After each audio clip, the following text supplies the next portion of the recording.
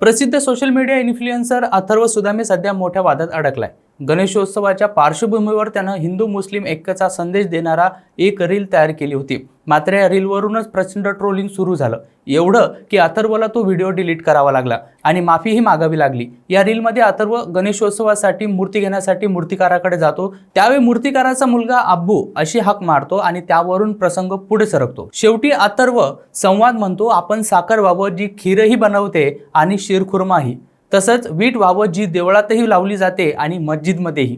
हा संवाद ऐकून काहींनी त्याला सांप्रदायिक ऐक्याचा संदेश मानला, तर हिंदुत्ववादी गटांनी त्याच्यावर तीव्र टीका केली। सोशल मीडियावर त्याच्यावर ट्रोलिंग, धमक्या आणि शिव्यांचा वर्षाव झाला।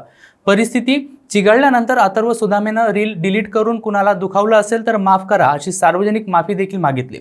वाद एवढा वाढला की ब्राह्मण महासंघानं देखील त्याला सुनावलं आणि तुझा धंदा मर्यादित ठेव असा टोला लगावला।